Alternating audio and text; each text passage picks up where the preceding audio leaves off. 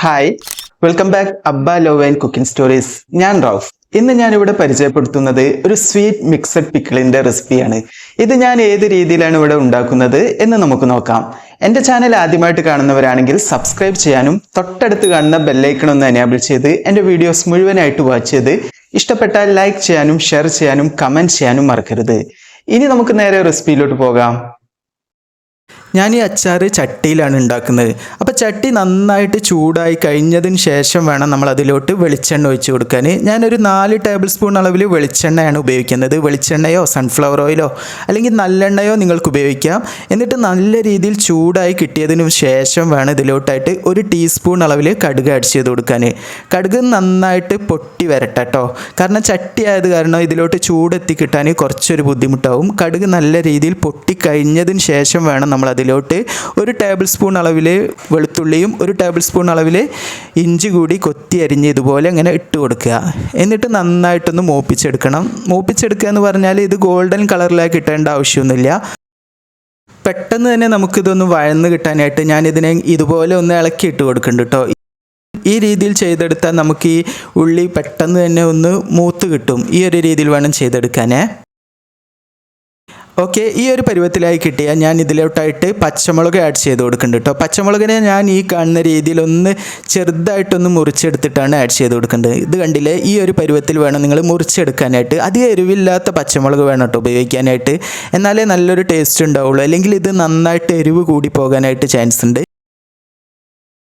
ഞാനിവിടെ മൂപ്പ് കുറഞ്ഞ എരിവ് കുറഞ്ഞ മുളകാണ് ഇതിലേക്കായിട്ട് മാറ്റി വെച്ചിട്ടുണ്ടായിരുന്നത്. അത് നന്നായിട്ട് ഇനി വഴറ്റിയെടുക്കണം കേട്ടോ. ഇത് വെന്ത് കുഴയരുത് കേട്ടോ. ഒന്ന് വഴറ്റിയെടുത്ത് അതിൻ്റെ ആ ഫ്ലേവറൊക്കെ ഉണ്ടല്ലോ അത് ഈ വെളിച്ചെണ്ണയിലോട്ടൊന്ന് വന്ന് കിട്ടുന്ന ആ ഒരു രീതിയിൽ വേണം നമ്മളിതിനെ ഒന്ന് വഴറ്റിയെടുക്കാൻ. ഓക്കെ, ഈ ഒരു പരുവത്തിലായി കിട്ടിയാൽ ഞാൻ ഇതുപോലെ ബീട്രൂട്ടിനെ ആഡ് ചെയ്ത് കൊടുക്കാനായിട്ട് പോവുകയാണ്. ഞാൻ 1/4 കപ്പ് അളവിൽ ബീട്രൂട്ടും 2 ടേബിൾ സ്പൂൺ അളവിൽ ക്യാരറ്റും ഈ കാണുന്ന രീതിയിൽ ഗ്രേറ്റ് ചെയ്തെടുത്ത് ആഡ് ചെയ്ത് കൊടുക്കുന്നുണ്ട്. വളരെ തിന്നായിട്ട് ഗ്രേറ്റ് ചെയ്തെടുക്കാനായിട്ട് ശ്രദ്ധിക്കണം കേട്ടോ. എന്നിട്ട് നമുക്കിതിനെ നന്നായിട്ട് വഴറ്റിയെടുക്കണം കേട്ടോ.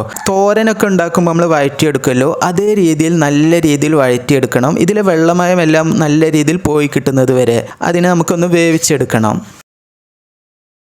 ഇതിനെ അടച്ചു വെച്ചിട്ട് വേവിച്ചെടുക്കരുത്. അപ്പോൾ വീണ്ടും വെള്ളം ഇറങ്ങി വരാനായിട്ട് ചാൻസ് ഉണ്ട്. ഇനി ഇതിലോട്ട് ആവശ്യത്തിനുള്ള ഉപ്പ് കൂടി ആഡ് ചെയ്ത് കൊടുക്കാം.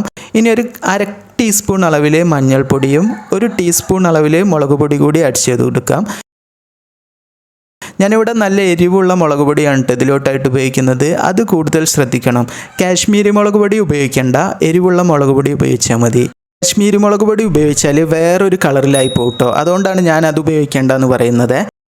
എന്നിട്ട് വീണ്ടും നന്നായിട്ട് ഇതിനെ നമുക്ക് മിക്സ് ആക്കിയെടുക്കുക. അതിൻ്റെ ആ റോ സ്മെല്ലൊക്കെ ഉണ്ടല്ലോ, ആ റോ സ്മെല്ലെല്ലാം പോയി കിട്ടുന്നത് വരെ നമുക്കിതിനെ ഒന്ന് വഴറ്റിയെടുക്കാം. അതേസമയം തന്നെ ഞാൻ ഇതിലോട്ട് പുളിവെള്ളം ആഡ് ചെയ്ത് കൊടുക്കുന്നുണ്ട്. 1 കപ്പ് അളവിൽ പുളിവെള്ളം ആഡ് ചെയ്ത് കൊടുക്കുന്നുണ്ട്. ഞാനൊരു ചെറുനാരങ്ങ വലുപ്പത്തിൽ പുളി ചൂടുവെള്ളത്തിൽ നല്ല രീതിയിൽ കുതിർത്തെടുത്തതിന് ശേഷം ഇതുപോലെ പിഴിഞ്ഞൊഴിച്ച് കൊടുക്കുകയാണ്. ഇനി നല്ല രീതിയിൽ ഇതിനെ ഒന്ന് ഇളക്കിയിട്ട് കൊടുക്കാം. ഇനി ഞാൻ ഇതിലേക്കായിട്ട് ശർക്കരപ്പൊടി കൂടി ആഡ് ചെയ്ത് കൊടുക്കുന്നുണ്ട്. ഞാനിവിടെ ഒരു 1/4 കപ്പ് അളവിൽ ശർക്കരപ്പൊടി കൂടി ആഡ് ചെയ്ത് കൊടുക്കുന്നുണ്ട്. കാരണം നല്ലൊരു സ്വീറ്റ് ആണല്ലോ, ഇത് സ്വീറ്റ് പിക്കിളാണ്. അപ്പോൾ അതിനായിട്ട് ഞാനിവിടെ ശർക്കരപ്പൊടി കൂടി ആഡ് ചെയ്ത് ഈ രീതിയിൽ വീണ്ടും മിക്സ് ആക്കി എടുക്കുന്നുണ്ട്. ശർക്കര മെൽറ്റ് ചെയ്യാതെ ആഡ് ചെയ്യുന്നതാണ് കേട്ടോ വളരെ നല്ലത്. മെൽറ്റ് ചെയ്ത് കഴിഞ്ഞാൽ ഇതിൻ്റെ കൺസിസ്റ്റൻസി ആകെ മാറിപ്പോവും. അതുപോലെ ഓരോരുത്തരുടെ ഇഷ്ടത്തിനനുസരിച്ച് ശർക്കരയുടെ അളവ് കൂട്ടുകയോ കുറക്കുകയോ ഒക്കെ ചെയ്യാം. എന്നിട്ട് വീണ്ടും നന്നായിട്ട് ഇതിനെ തിളപ്പിച്ചെടുക്കണം. ഇതിൽ കിടന്നൊന്ന് മെൽറ്റായി വരട്ടെ. അതിനായിട്ട് നമുക്കൊന്ന് വെയിറ്റ് ചെയ്യാം. ഓക്കെ, ഇപ്പോൾ ശർക്കര ഈ പുളിവെള്ളത്തിൽ കിടന്ന് നല്ല രീതിയിൽ തന്നെ മെൽറ്റായി കിട്ടിയിട്ടുണ്ട് കേട്ടോ. ഈ സമയം ഞാനൊരു 15 ഡേറ്റ്സ് ഈ കാണുന്ന രീതിയിൽ മുറിച്ചെടുത്തിട്ട് ആഡ് ചെയ്ത് കൊടുക്കുന്നുണ്ട്. നല്ല അലിഞ്ഞ പരുവത്തിലുള്ള ഒരു ഈത്തപ്പഴം ഉണ്ടല്ലോ, അത് ഉപയോഗിക്കാനായിട്ട് ശ്രദ്ധിക്കണം കേട്ടോ. എന്നിട്ട് വീണ്ടും നല്ല രീതിയിൽ ഇതിനെ മിക്സ് ആക്കി എടുക്കുക.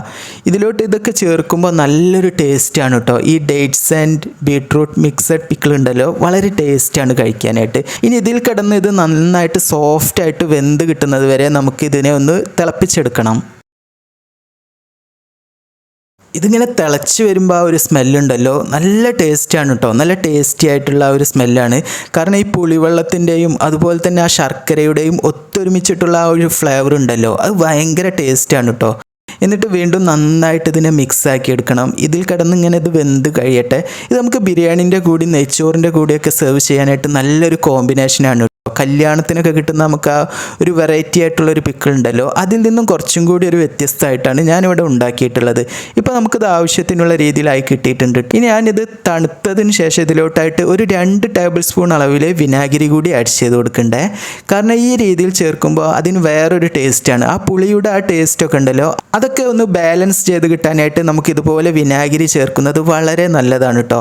ഇപ്പോൾ വളരെ ടേസ്റ്റി ആയിട്ടുള്ള നമ്മുടെ മിക്സഡ് സ്വീറ്റ് പിക്കിൾ ഇവിടെ റെഡി ആയി കിട്ടിയിട്ടുണ്ട്. ഈ ഒരു രീതിയിൽ നിങ്ങൾ എല്ലാവരും ഒന്ന് ട്രൈ ചെയ്ത് നോക്കണേ. ഈ രീതിയിൽ ഈ ടേസ്റ്റി ആയിട്ടുള്ള മിക്സഡ് സ്വീറ്റ് പിക്കിൾ ഉണ്ടാക്കി നോക്കി അതിൻ്റെ ഫീഡ്ബാക്ക് താഴെ കാണുന്ന കമൻറ്റ് ബോക്സിൽ എന്നെ എഴുതി അറിയിക്കാൻ മറക്കരുത്. ഇനി നമുക്ക് പുതിയൊരു വെറൈറ്റി റെസിപ്പിയുമായി പുതിയൊരു വീഡിയോയിൽ കാണാം. താങ്ക്